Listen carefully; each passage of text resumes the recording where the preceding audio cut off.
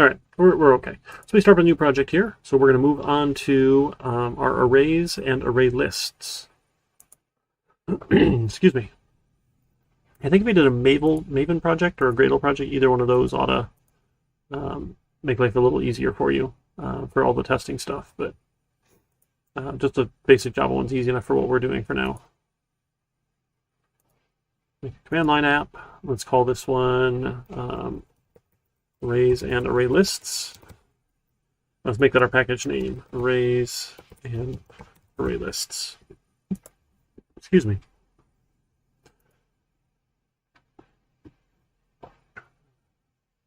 So this one, you have like one project open per window usually, but you can like open the root folder as a project. I don't know. I think navigating them is a little bit different than in NetBeans too. You wouldn't usually leave them all open, but I think that keeps things a little cleaner too. Excuse me. And this little structure view is really nice too. You can see your class and all your functions, which is fun. This is a fun little menu. All right, so yeah, let's just always add. The idea of an array is a way that we can store multiple values using a single variable. Now, I like to use this sort of example here if we wanted to have a, say, a bunch of scores. So if I wanted to have all the midterm scores, right, I could say int midterm score 1. I could have int midterm score 2, and on and on and on. And you can see this would be pretty tedious here. So what we do instead of that is we say, hey, I want int midterm scores, and then we use these square braces. The square braces are short for the array type. So you can make an array out of any type that you want. All that means is you now have a collection, a bunch of them that we're going to store together. So midterm scores, and then we say equals a new int array, and now we have to tell it how many we're storing. So I have, say, 17 to save here. Oops, sorry, I thought I had new. That must have disappeared. So you need to have the square braces, mean array, and then you have to say equals new, and then you use the type again, and then the size. So you have your variable name, square braces. Technically, you can put the array over here too, and say it's an int array for midterm scores. Both work. I don't remember which one people find more common or not, so either way is fine. Now, to access individual values, we're going to use this array notation again, and we have to give it what is called an index value. So we say, hey, I want midterm scores at index of, and with arrays, they start at 0. So the first item of the 17 is at index 0. So that's where we say square brace 0. So it means like at index 0. Right, this square brace is 0, is saying at index 0, and then we can assign values or we can get the values back out. So we'll say, okay, hey, how about the first one was 100? And then we can say midterm scores of 1 is going to be, we'll say 97. And we can keep on going and going and going and going, doing a bunch of these. Now, still assigning these is a little tedious, but if we have 17 different values, we just have to do that here. Right? What we could do instead, we could do a loop. We could say for. Now, for loops are the most common ways to loop through arrays. We can say for, and then in our for loop, we'll say an int index equals 0. Index is less than, and now arrays have this thing called their length. So the array variable dot length will tell you how many items you have. In this case, 17 items. And we want to add 1 to index. So we're going to start at index 0. We're going to go up to, but not including the length, taking index up by 1, and we'll take midterm scores, index of the index variable, and we'll say everyone gets 100. Now, arrays will always have indexes 0, have indexes 0 through the length, but not including.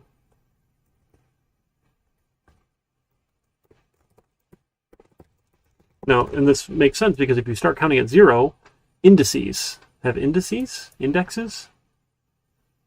Is indices really the word? I've always said indexes. Okay. Because if you have 10 items, you're going to have index 0, 1, 2, 3, 4, 5, 6, 7, 8, 9. There is no index 10 because you don't have an 11th item. So let's draw this out real quick. Oh, okay, the indexes or indices. Interesting. So a lot of times we'll kind of draw this out with a square braces here, and we'll say, okay, this is index 0, index 1, 2, 3, 4, 5, 6, 7, 8, and 9. This is 10 different values here, right? This is size 10, or length 10, right? We should say length 10.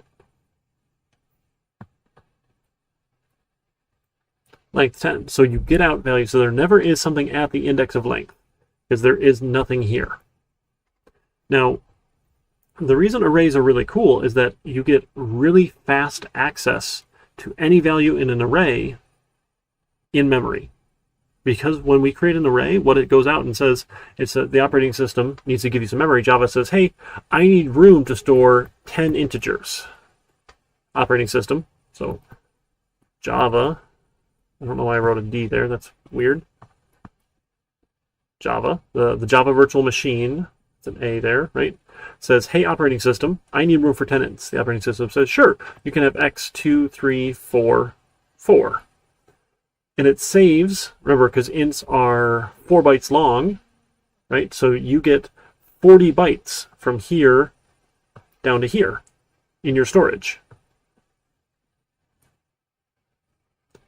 So each integer, right, at index 0 is this location.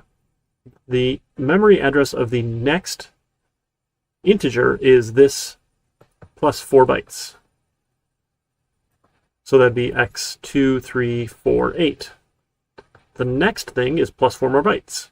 So that's x, 2, 3, that is 4, we get 9, A, B, C, because hexadecimal is weird like that, right?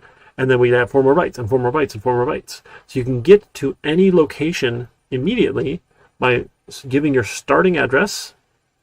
So it's the address plus the size of what you're storing times the index. So that means if you want the thing at index 0, size times index goes away. It's at the starting address. So the first value is literally at 2344. So that's why everything starts with zeros. So it's always 0 base. So we're going to give everyone 100 here to make it nice and easy. Okay?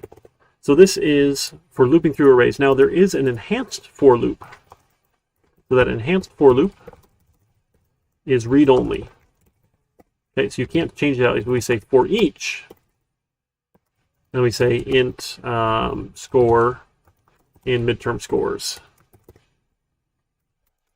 I'm sorry, we just say for. Sorry. Get my languages mixed up here. So the enhanced for loop says for each value, so for each score, each value in midterm scores be referred to as score in the loop.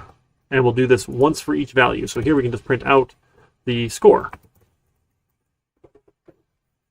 Now this is read-only in that if I try and change score, it's not going to change it inside of the array. Here. So let's give this a run real quick. And we should get out 17 100s. Right, because we just set them all to 100 using the loop.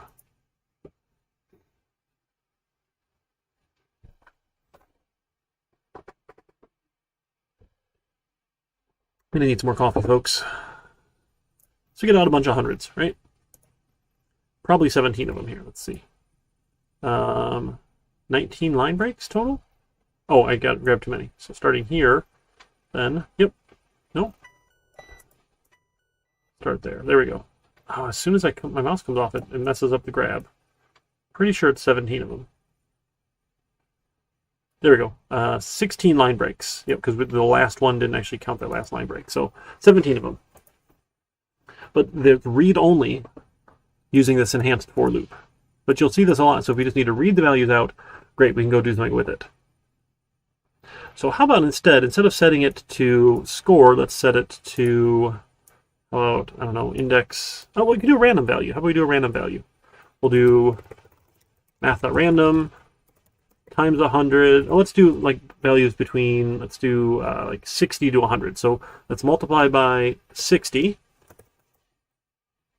So we'll get numbers 0 to 59, right? And then we will add in, and we want this as an integer, right? You have to explicitly cast it as an integer, right? And then add in, so if we want to go, this will be 0 to 59. Let's do 0 to 60 here, plus 40. Should give me 60 to 100, right? And then let's run it and see, we should get 17 mostly different values. We might get a duplicate or two in here, but mostly different values between 60 and 100. Let's see what we get.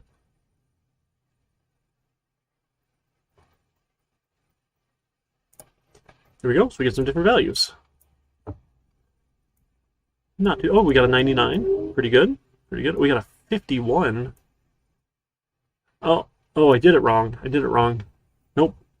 Because if we want to get between 60 and 100, we need 40 different values that are different here. And we want to add 60 to it. Right? Because then 60 is the minimum number here, and 60 plus 40 is the maximum number. Okay, that's right. Let's try that again. You don't want to get a 51. That's no good. I mean, 60, the D is still technically passing, I think, although you need like a 2.0 average GPA to actually graduate. But I think a D will get you through a class. There we go. Now we can see we get some better scores here. 98, 91, there's a 72, 64. Not so great there. Is this how I should score your midterms? Don't even bother reading them, right? Just give you some random values. No, I would end up in the news like that guy out of Ferris State, right? Is that did you folks hear about that guy? Apparently it was just a bit, but I don't know. I mean, you gotta have some fun, I guess. Okay, so we can assign some random values, right? Just changing them one at a time. So if you need to change the values, you have to do it by index. You might get a couple extra points, Lemon. Hey, you want some bonus points? Here, let me do bonus points, Lemon. There, Nightbot will give you some bonus points there.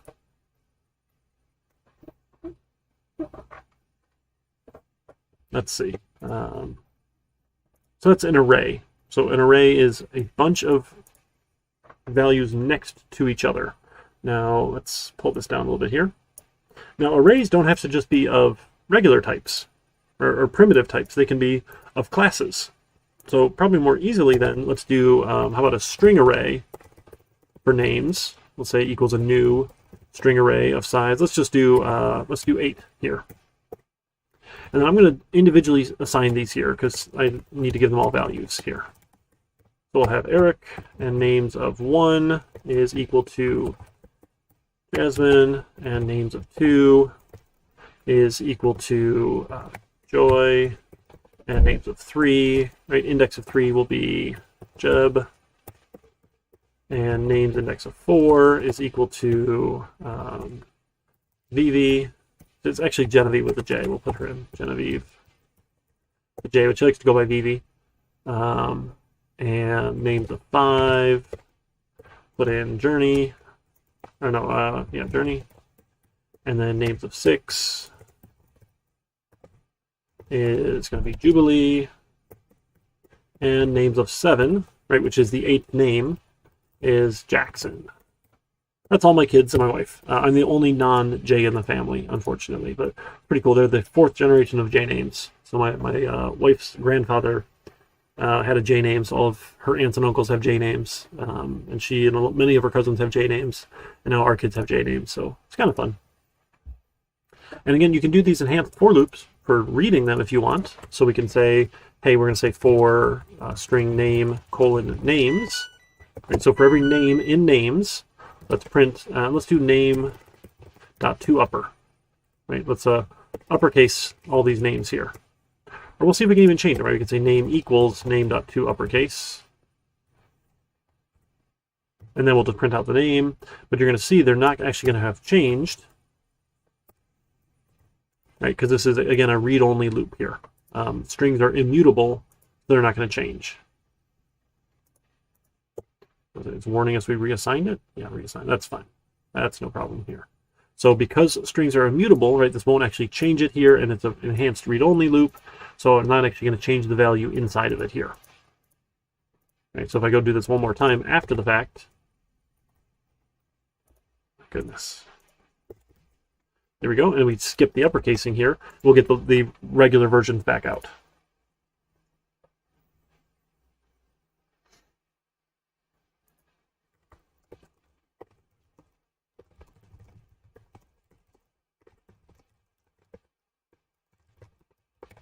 Right, so we see the regular values here, but then here's they've been uppercased for printing, but then they're back to their regular values after the fact. And arrays are fun in that you can put a breakpoint in, and we run this in debug mode. You can see the values. You kind of expand your variable to see what the values are. So let me show it to you here in debug mode. Now you do want to be careful here. When you make arrays of primitive types, you get default values. When you make arrays of reference types here, so arrays of reference types will default to null, which is dangerous. You know, warning, warning, danger, danger. Arrays of primitive types will default to their default value, which is generally 0. So you can see, hey, my midterm scores has values, and my names here, if I expand it here, I can see all the values. Now I don't see the value of 7. It is null, right? Names of 7 is null currently. Second step. And now names of 7 is no longer null, it is Jackson. Right, so you can kind of expand these arrays to see what's inside of them here, which is pretty cool. Okay. So, but because they're null, you have to be careful, right? If we don't actually assign them all, if we were to like say, hey, let's do size 9, and I forgot to do something, and I were to say, let's do 4 string. Oh, here, let's do another loop over here. For name and name, print. Yeah, right here. This will do it for us. We go and run it here. Because I sized it too large, I never assigned a value to that last 9th value, names at index 8. When it goes and runs, we get, can't invoke string.toUppercase because name is null. That last name here, the 9th name, is null, and if you say something that's null, you can't call methods on it, and it crashes. You get a null pointer exception, which is no fun. When it's nice, it says, hey, do you want to put a breakpoint there? And it can make a breakpoint right at that location for you, which is super cool. So it's got some really fancy stuff here. I've been kind of impressed with the IntelliJ IDE here. Yep, so gotta be careful. Nulls will do bad things for you here. But anyway, so let's go back to our scores here. If I wanted to find, say, the largest score, the smallest score, right? Just in English, how would we go about that, right? So if I said, hey, I'll tell you a bunch of scores, and you have to tell me which one is the largest, right? Well, you're going to start with the first score and assume that's the largest until you know otherwise. And then you're going to see, as I mentioned numbers, if it's larger than the other one. So we're going to say the largest score, or highest score, is equal to my midterm scores at 0. Because that's the first one, right? So the first is the largest. Largest. Till we know otherwise. Then as we loop through the scores, we can say, hey, if the score is greater than the highest score, now my highest score is now the score. I have a new highest. Right? When I'm all done looping through all the scores, I can then print out the highest score is the highest score. Right? Same idea with the lowest score. I can have init for lowest score. Is midterm scores, index is 0. It's the lowest until we know otherwise. And if my score is less than the lowest score, then I have a new lowest score. We can have a highest score, we can have a lowest score. Right, will be the lowest score. Right, we could do an average here. So to do an average, right, you have to add them all up and then divide. So we need an int for total score. Starts off at 0. And for every score, then we're going to take total score plus equal the score. When we're done then, right, we can say our average score is equal to my total score divided by my midterm scores dot length. Now, this here will give you integer division, so you want to be careful. Right? So you might want total score to actually be a double then, if you want to get a double result back out. Right, so just be careful with that. All right, we are out of coffee, officially out of coffee. I'm sad. Let's see, so the highest score is 98, the lowest was 60, the average was 78 point dot dot dot dot dot dot. Let's see if that checks out. Right? Oops, bring it up a little bit. So 98 looks like the highest that I can see. Yep, looks good. Is 60 the lowest? Let's see. 60 is the lowest, looks good. I don't want to try and figure out the average myself because that seems like a lot of work, right? That seems to check out. So you can loop through your collections here of values really easily if you have a bunch of values of the same type using arrays. So let's keep doing a little more work here with arrays and see. Remember, one of the things we talked about with inheritance was this idea of polymorphism, that you can treat one object like another object, right? So if we inherit from it and they all have the right, if they are all of that type, then we can treat them like that type. But at runtime, we'll get the correct version back out. So let's go and make here a list, or I'm sorry, an array of type book. So we'll have a book array here, and we'll call this our shelf, equals a new book array. And we'll just do size 3. And then I can say, hey, shelf at index of 0 is equal to my book. I can say shelf index of 1 is equal to my ebook. I can say shelf index of 2 is equal to my audiobook. Shelf. Right? I can store them because they are through the magic of inheritance, an ebook is a book. So it fits in something that looks like a book here. And then I can do my enhanced for loop. I can say for book in shelf, really on shelf, but in, sure. We can print out book.getInfo. Oh, we can't call it book. That's right, we already have a book here. Book on shelf, sure. Why not? And when getInfo runs, it will run the correct version at runtime of what the type actually is. So we'll get the polymorphic behavior, we'll get the audiobook getInfo, we'll get the ebook getInfo, even though we've said, hey, it's an array of type book. We'll get the correct version here, which is super cool.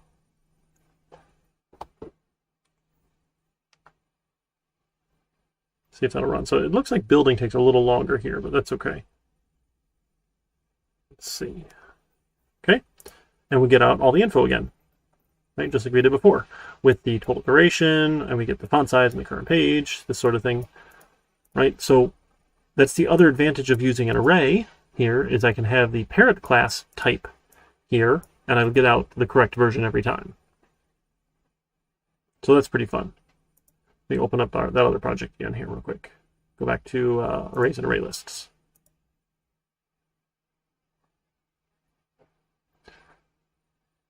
Oh, we don't need that locale thing. There we go. All right, so we store a bunch of values, right? We can get them by index. So the next thing we want to look at is what an array list is. So this is just a basic array here in Java. So this is essentially primitive, this array, and it's a fixed size.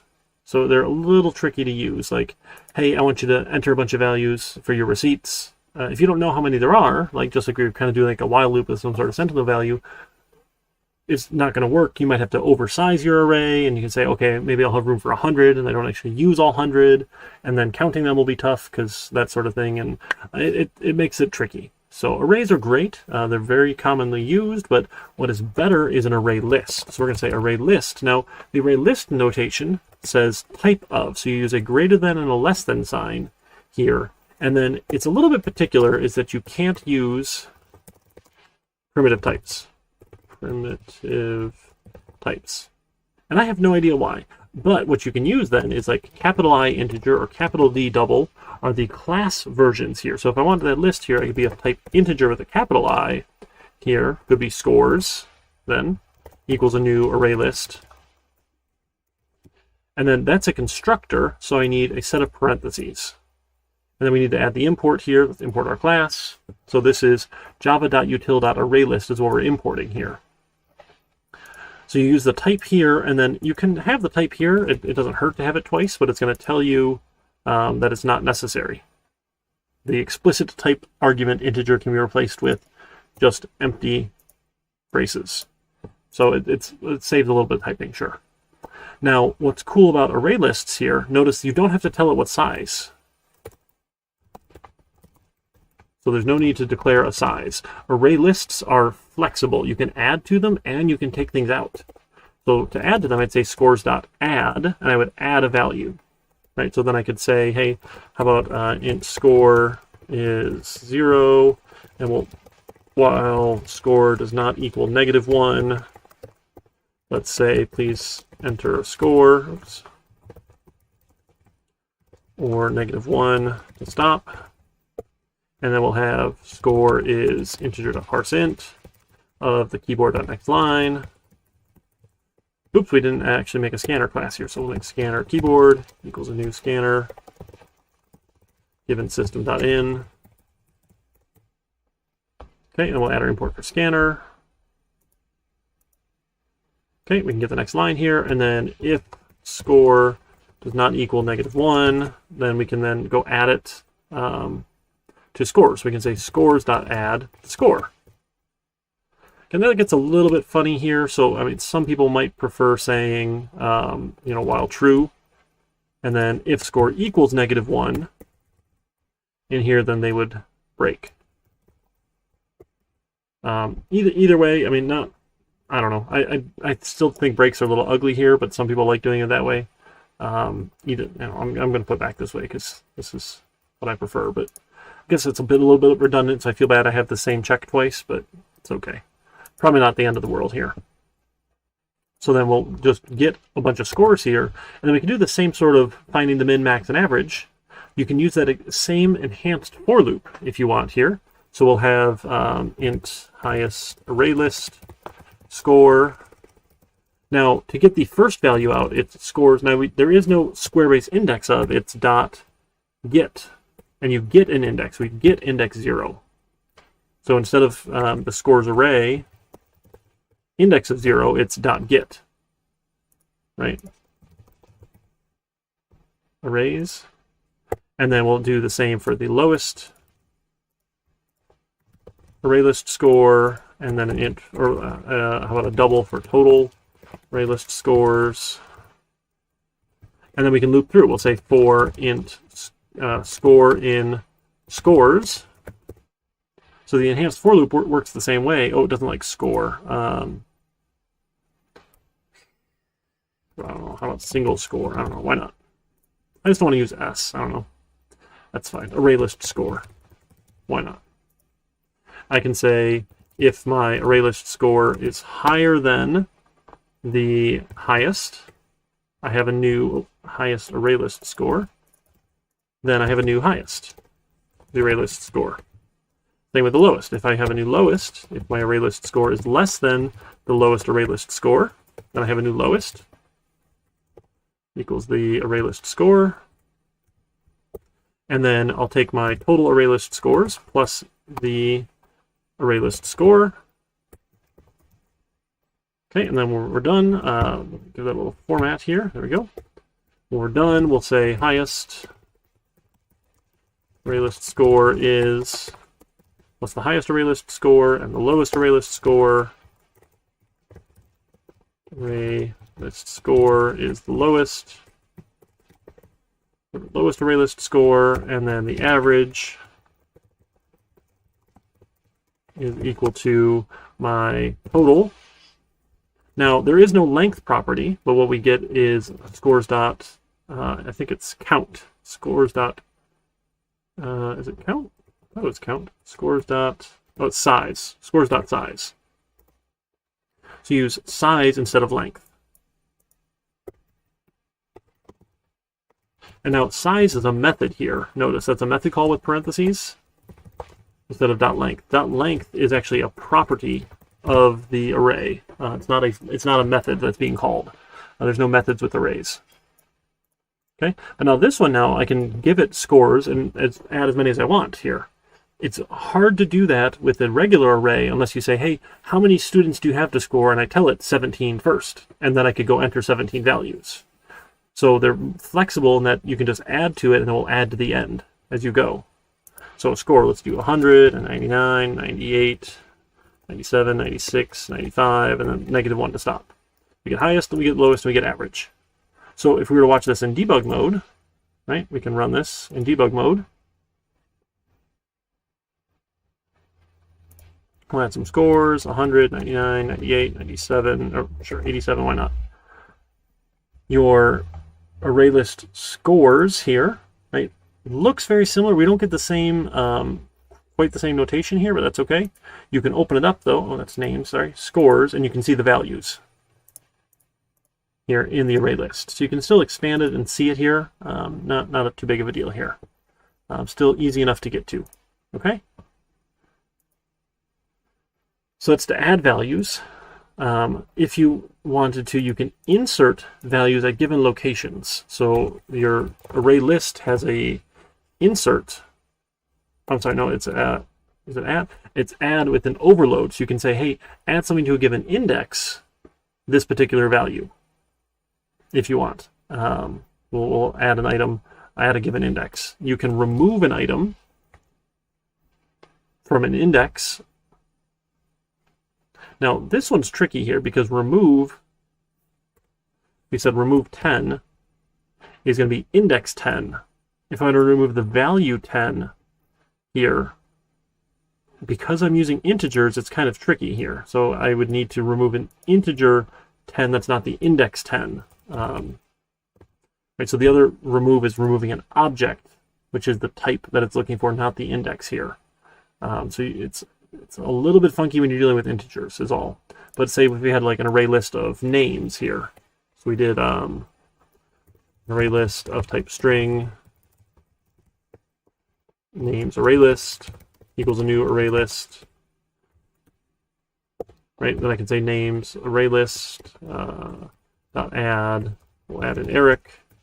And I can say names array list dot remove, and now remove here, I can remove Eric from it. It'll remove the string rather than the index. So I can also remove by a given index here. So we'll go add Eric, and then I think someone had suggested Sonic, so we'll go add Sonic. And then we can also remove names array index, array list, remove index 1. I'm sorry, that would be index 0 here. Because things have to shift back down. So if you remove something, it doesn't leave a gap. Everything will shift to fill up where it used to be. It's not going to leave any holes there. So if we take put a breakpoint in here and debug this one here, we can watch things get added and removed as we go. And now remove's only going to remove the first instance of the word Eric. So if you have Eric in here more than once, then it's only going to remove the first Eric. Okay, so I don't know, we'll just do -1. Oh, so you can still get index out of bounds. So if you try and get a value, we tried to get 0, there was no 0, it's still going to crash here. So it's not smart about that, unfortunately. Sorry, so I needed to actually give it a value. Oh, I wanted to debug. I didn't want to run. I wanted to debug. Stop that. Let's debug it.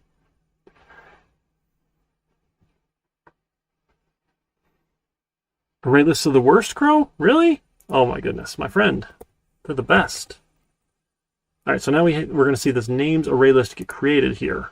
Oh, sorry, that was the first breakpoint. We want the names one here. Okay, so now the names array list here is empty. It's size 0. To set a value. I thought there was an update. Names array list. Isn't it update? Set. Oh, you can set. Yeah, there's a set. It's to set a value here.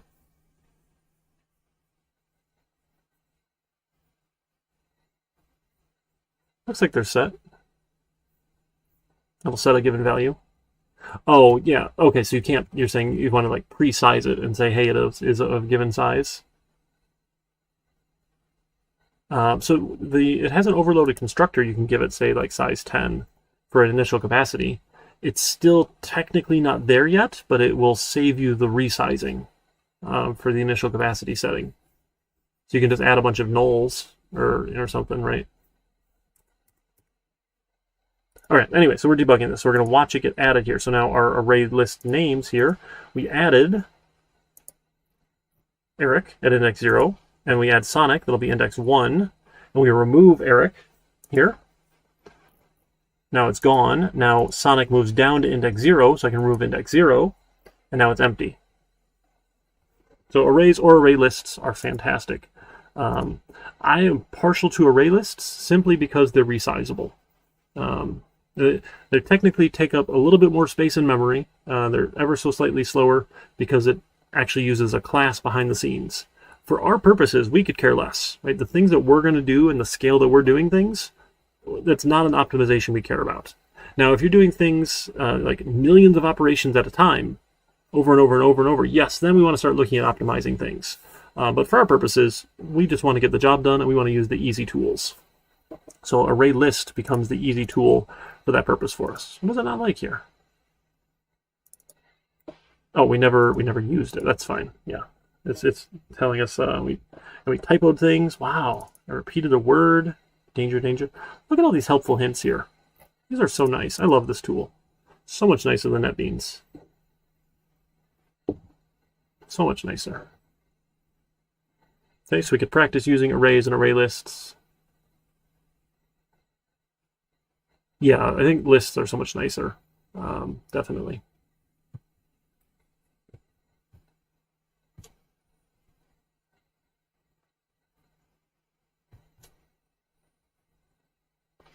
All right, let's see. I'm trying to think of what else we wanted to talk about for this one here. I think that's actually about it here, my friends. Just a quick little review or intro to these. Again, don't forget to check out the chapter. So we will do a quiz on all of the array chapter. Let me see if there's anything else I missed from the array chapter. That was 11, right? Yeah, 11. Let's see. Oh yeah, copying and comparing, that's fine. We don't need the comparable interface. You know what? We're not actually doing all of, okay, two-dimensional arrays, that's what we want to do. So we're not doing quite everything out of the chapter, but we're going to do one more cool thing here now. In that an array here, right, has to have the same type of value. But what we can do is you can make that value that it's storing be another array. So I can have an int array for a two-dimensional array equal a new int array. Let's do size 3 by 3. So now I can get at different values here. So what I've done then, let me open up Word here again. I can draw this out. An array of arrays. So each row, right, or each value essentially is now a row within this. So the first value inside of that big array is another array here with 0, 0, 0. Then the next value is another array, 0, 0, 0. And then the third value is another array. So we like to think of these as two-dimensional arrays, right? So here's the start of the array, here's the end of the array. Each one of these items is another array. So we think of them really as row and column. That's what I was missing, these two-dimensional ones. So to get at each of those values then, we would say, all right, my two-dimensional array, index of, well, what's the row index? Index 0, well, column 0. So row 0, column 0 is, we'll say, 0. Oh, we'll do 1. Why not? So now it's array, variable, index of row, index of column here. So for the first row then, column 1 and 2, we'll set some numbers, 2 and 3. And then the next row, columns 0, 1, and 2. So row 1, columns 0, 1, and 2. Set 4, 5, and 6. And then for row 2, columns 0, 1, and 2. We'll say 7, 8, 9. Okay, so if we run this in debug mode, we can take a look at it real quick. We'll see this is a two-dimensional array, so it's an array of arrays. And these are super fun.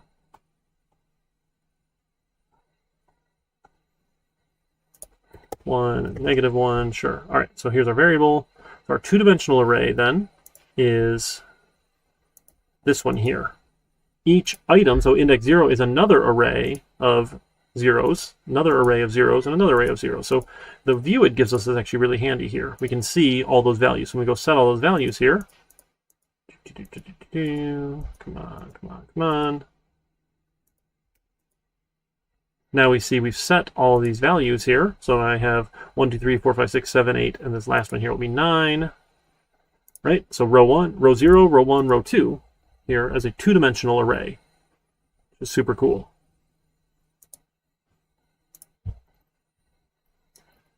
So what we could do with this here, we could actually make, I'm going to do an array list here of type character. And this will be my board equals a new array list of type character. Oh, sorry, we can just leave that one blank. I forgot. And then, so remember with array lists, they start empty. So array lists start empty. You have to add the rows, right? Arrays will start at the size that you give them with default values. These will start with default values, the size you specify. So we get all zeros is the default for integer. But for character, right, our array lists, they're empty. So we're going to say for int row is 0, row is less than 3, row plus plus. I'm going to take my board and I want to add, I'm sorry, I want this to be an array list of type character. I want to add a new array list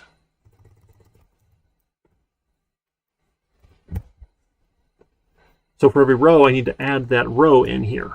So we're adding a new row, and then for int column is 0, column is less than 3, column plus plus, let's take my board dot get the row dot add. So remember, getting the row here will get me the array list I just added right here.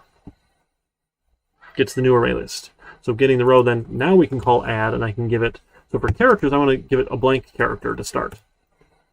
So this will add a blank, a blank, a blank, 3 times for 3 rows. Blank, blank, blank, blank. So this will give me a little tic-tac-toe board. Okay? And then we can have a little setup here. We can say, as long as our game's not over, we can keep on going. Right? We can kind of play a game. So let's build this out here. Why not? Let's make a little class. Oh, you know what? Oh, maybe this might be fun for lab, but we'll do this one for example here. So let me actually go add a class here. Let's add a class for Tic-tac-toe. And sure, let's add it. And then Tic-tac-toe then will have this thing here. Let's do this. So it's going to have a private array list of board, and then we'll make a constructor for Tic-tac-toe that will go and nope, that didn't work. Oh, that's why. Why did that do it? It's so funny. Nope, no, no, no, no, no. Yeah, reformat files. Sure. Okay.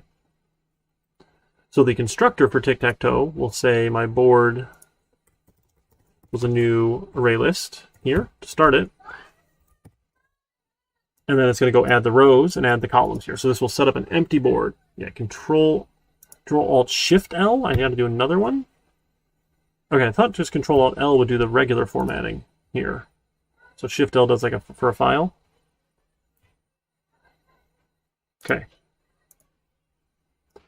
So then what we want to do for Tic-tac-toe is we want to have a method here, boolean is game over.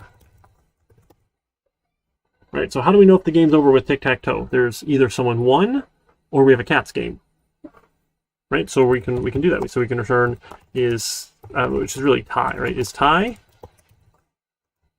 right? Or someone won, has winner. How about that? So now we need to write those methods. So we'll write a method, public boolean is tied, probably is tied, right? And a public boolean for has winner. So we have to write these two methods here. So for if we're tied, right, that means we don't have a winner and there's no spaces left. So if there's a space left, we can't be tied. So we'll do that first. So we'll check to see if there's a space. So we'll say for, this is an array list of type character. We're going to call the row in board. Right, so for each row, in the board, let's go check. Now, array lists, can I do the floss? I'm not very good at flossing, no. Let's see. So for each row then, now array lists have some cool features too. One of them is contains, and we can say, hey, does it have a particular value here? So we can say, hey, if the row contains a space, then we can return false. It is not tied because we found a space. Right? So if there's a space here, so this is another reason array lists are really nice, is we can automate this sort of thing here. We can check really easily if we have that or not. Now, if we've looked through our entire board and we haven't found a space, we might be tied. So we're only tied if there is not a winner. Do the floss to take a brain break.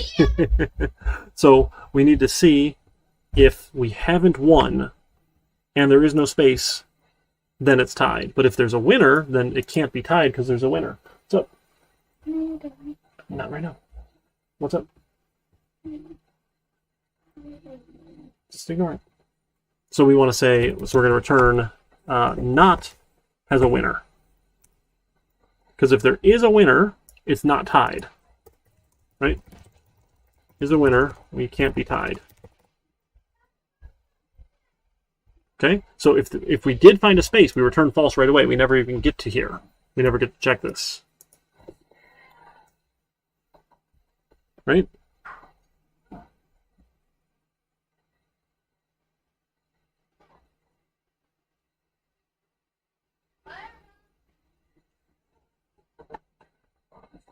Okay, but now has winner is harder. Now this one though, you can either win row by row by row, column by column by column, or diagonal. So let's break it down. So we'll return has winner by row, or has winner by column, or has winner by diagonal. Right, this is that functional decomposition. We're going to break this down little by little by little by little. So it might seem a little excessive, and maybe it is, but it's okay. We can do all of these really nice and easy. Boolean has winner by row, then. So for each row, then, right, we're going to see if the row.get 0 does not equal a space, right? And then they match.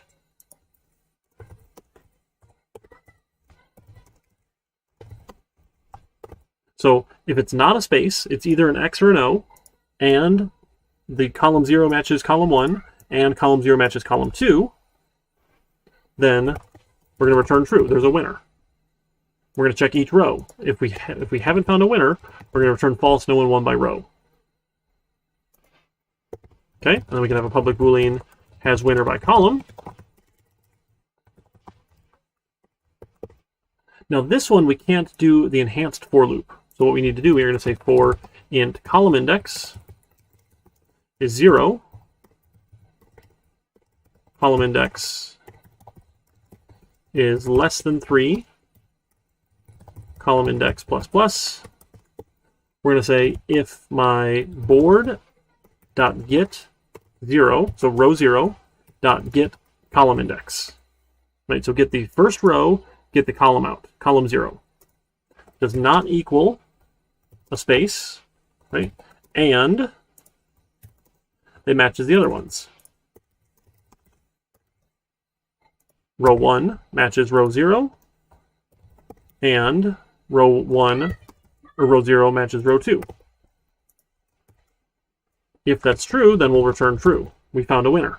We do this for each column. So starting with column 0, the left-hand side, the middle one, and the back one. Right?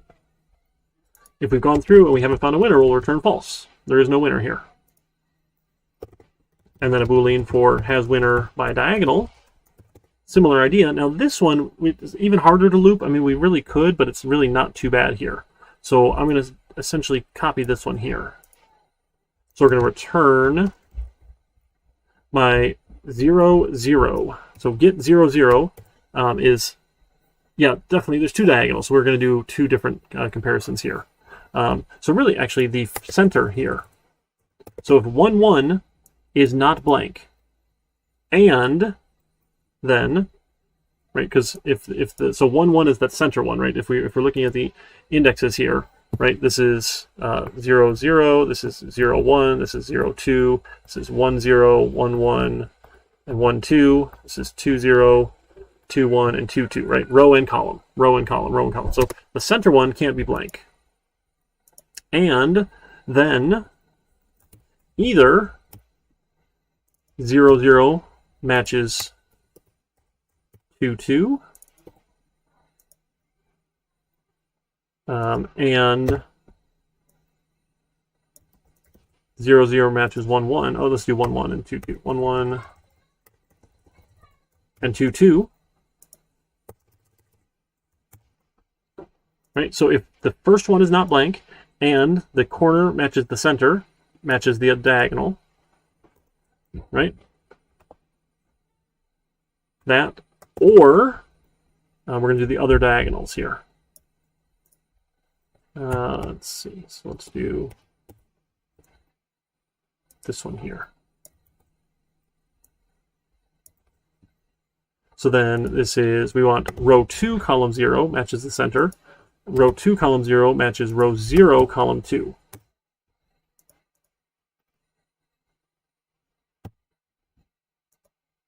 Right, so the center is not blank, and this one or this one. So I think we would probably want one more set of parentheses. I think that might be redundant at that point, but that's okay. Here, let's see, can we break that down? I don't know, this one's getting a little funky to read here. I'm feeling a little bit bad here, but I think it's going to work.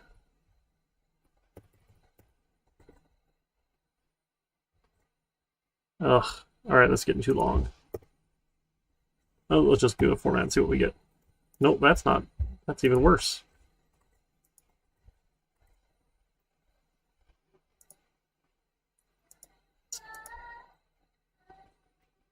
I don't know. I'll put the or down here or something. I don't know. I'm not loving this. But so my font's kind of large, and maybe I can scroll this over, and it'll fit on one page, and I won't feel too bad.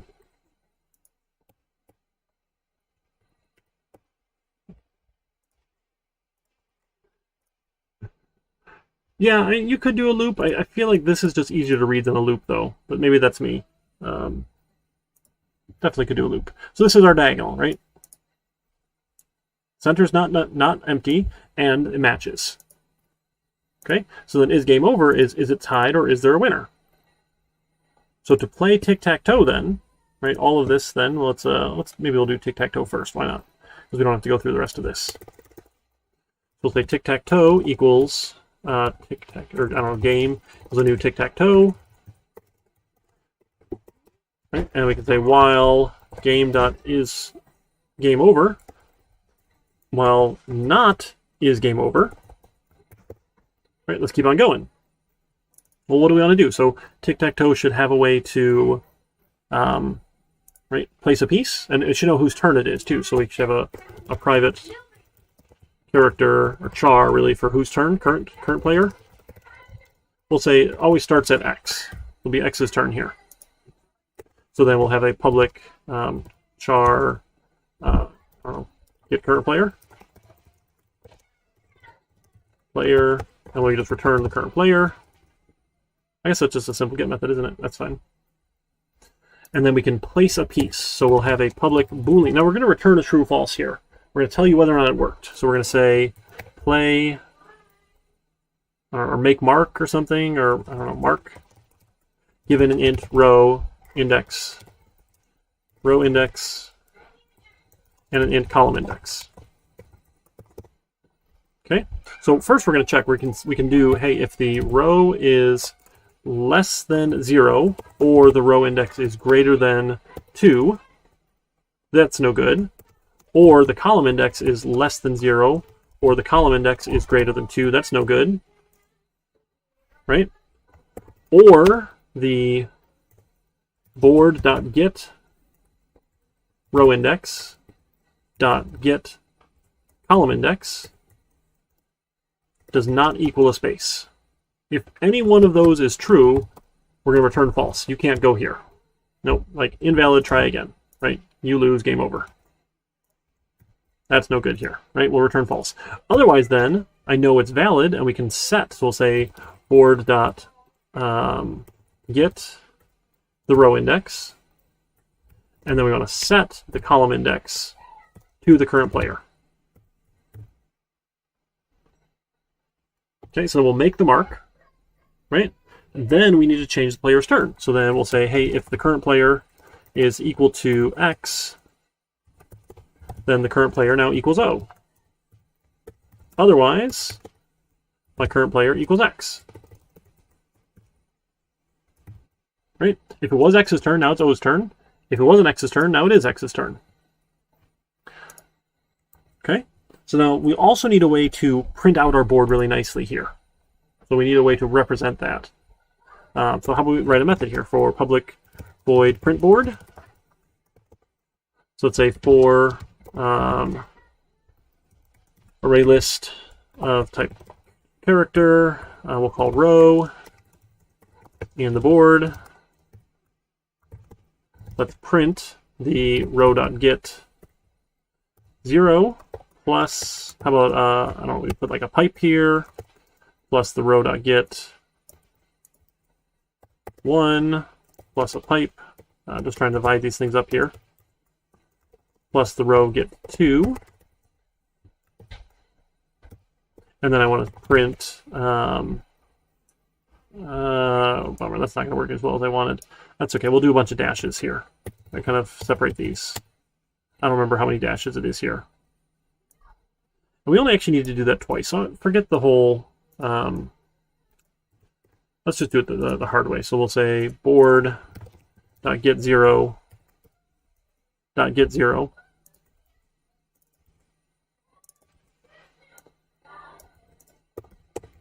Because I want to repeat it twice here, and all I'm going to do is just change the row number here. All right, I'm feeling bad about this. I'm feeling bad about it, right? Because the only thing that's changing is that one value, but 2 and 2. We can fix this up better later. Don't worry. We can always come back to it. So now we should get the X's or O's and a bunch of dashes. X's or O's, dashes, bunch of dashes, right? So we can print the board. So while the game's not over, we'll say game.printBoard, and then we'll spit out the, I don't know, game.currentPlayer plus this turn,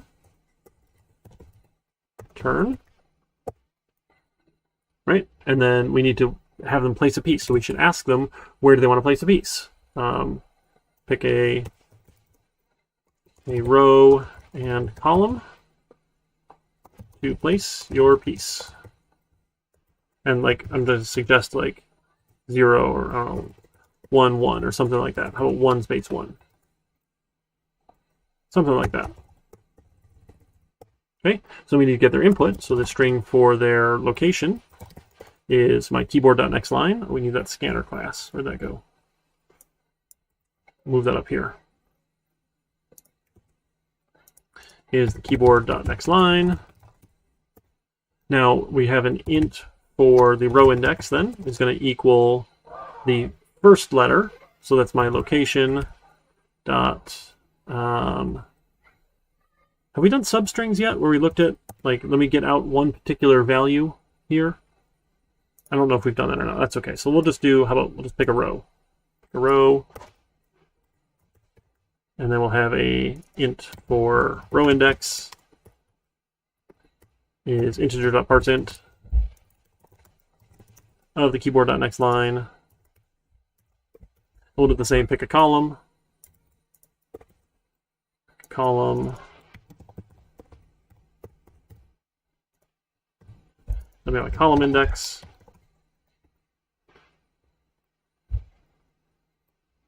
Right, and then we can try and place a piece. Right, so maybe we'll say, hey, if game.play, or mark the row index and the column index. So if mark was successful, right, if we were able to mark a piece, oh, we never returned true, so we should return true here, that yes, it was successful. So if it was invalid, great, otherwise successful, great here. So we'll say, hey, if we didn't mark the piece, then we'll say invalid choice. Try again. Right, and then it's just going to go back and print the board again and say this player's turn. But this we give a message here if it didn't work. Okay, and we should just be able to play the game now. Should we try it? Let's see if it works. So do you guys want to play tic-tac-toe against me? I'll let chat go first. So you pick row and column, right? Remember, 0, 0 is the top left, and 2, 2 is the bottom right. Okay, oh yeah, we got too many dashes here. How many do we have too many? 4 too many? Goodness gracious. Okay, 4 too many of them. I should have counted. 1, 2, 3, 4. 1, 2, 3, 4. All right, so Crow's going 0, 0. So 0, 0. You dropped an X. Okay, so I'll go 1, 1. All right, I'm in the center. Where do you want to go next?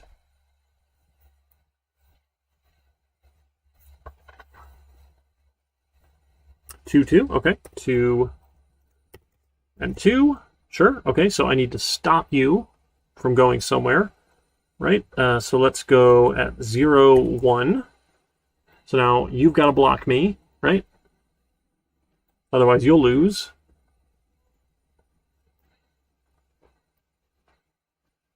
So where are you going to go now?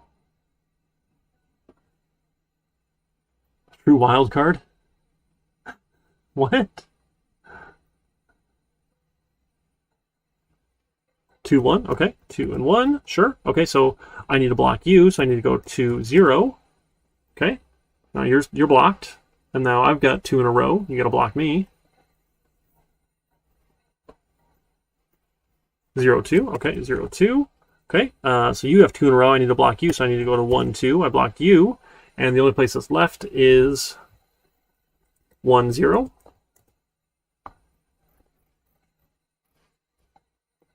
We tied. Yep. All right, so I guess we should say at the end then, all right, when game's not over, maybe we should print the board one more time.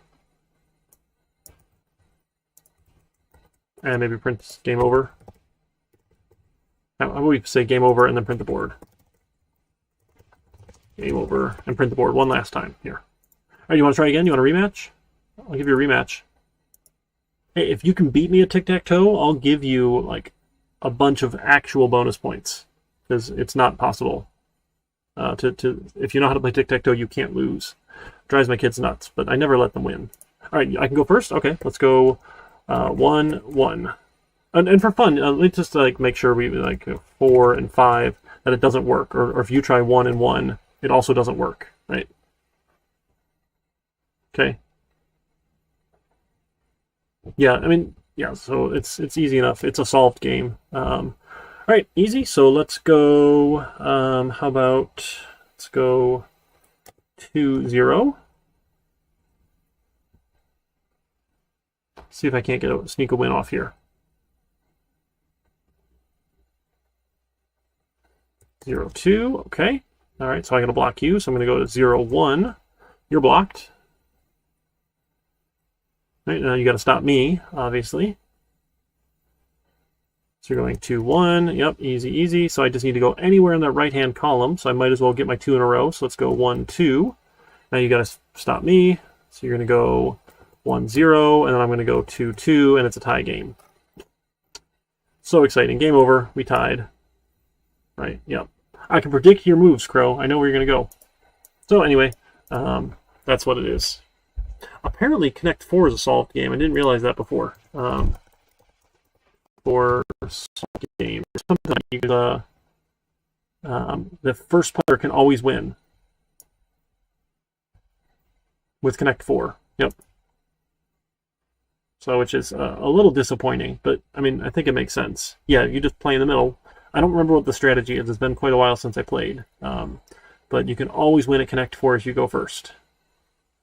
So, look, Ask Python. Connect 4 game in Python. Look at that. Very cool. All right, so this is just playing around here. Like we wrote a class to do it. It has the board, right? So it's maintaining its integrity, making sure you don't give it bad values, making sure you don't mark on top of some other player, but then it just lets you play. And we did this functional decomposition, right? We broke it down step by step by step by step into all the, you know, we didn't have to do any of these. Like they all would have worked otherwise, but, excuse me. A Connect 4 learning algorithm? That hurts my head. Like it just plays enough games to figure out what is the winning approach. So if it loses, it doesn't do that much, I guess, yeah.